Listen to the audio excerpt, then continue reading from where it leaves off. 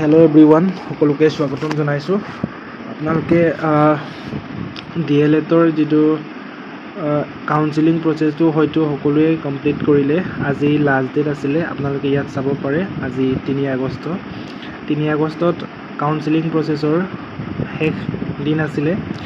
যদি আপোনালোকে এইটো ভিডিঅ'টো পাওঁতে হয়তো কাইলৈ 4 তাৰিখ হ'ব।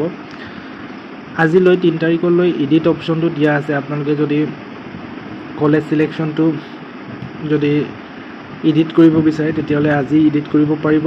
হয়তো কাইলৈ ৰাতিপুৱাকৈও হৈ যাব, আপোনালোকে লগ ইন কৰি চাব পাৰে। যদি কিবা ভুল আছে নহ'লে আপোনালোকে এডিট কৰাৰ কোনো দৰকাৰ নাই। নেক্সট, আপোনালোকৰ যিটো টাইম শ্বিডিউলটো বহুত ইম্পৰ্টেণ্ট হয়।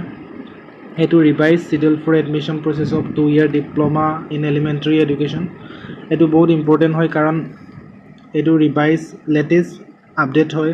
কাৰণ আগতে এটা শ্বিডিউল বনাইছিলে, সেইটো শ্বিডিউলটো এতিয়া বৰ্তমান শিৱসাগৰত যিটো বানপানী হৈ আছে তাৰ কাৰণে অকণমান চেঞ্জ কৰিলে ডেটকেইটা।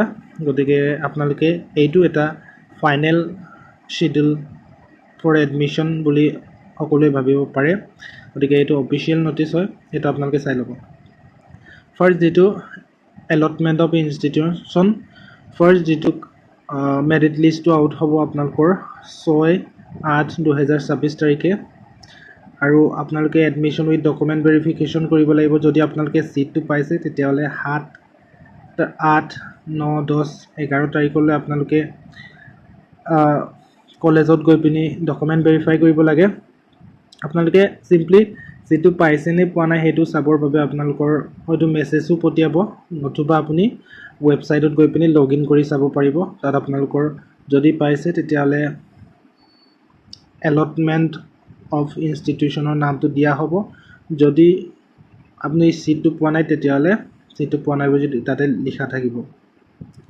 Online submission of admission report by vacancy, যিটো ভেকেঞ্চিটো ইনষ্টিটিউটৰ পৰা দিব, সেইটো আপোনালোকৰ কাৰণে নহয়।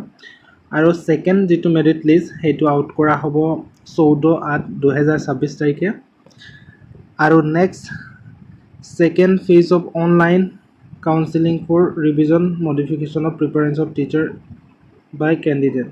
আপোনালোকৰ যিটো কাউন্সেলিঙৰ মডিফিকেশ্যন সেইটো আপোনালোকে 20 তাৰিখ 8/2024 তাৰিখে কৰিব পাৰিব। আৰু যিটো ফাইনেল ৰাউণ্ড 3 লাষ্ট ৰাউণ্ড, আচলতে 3টা ৰাউণ্ডলৈ কাউন্সেলিং কৰে। গতিকে লাষ্ট ৰাউণ্ডৰ কাউন্সেলিংটো আপোনালোকৰ পাব্লিছ হ'ব 24/8/2024 তাৰিখে।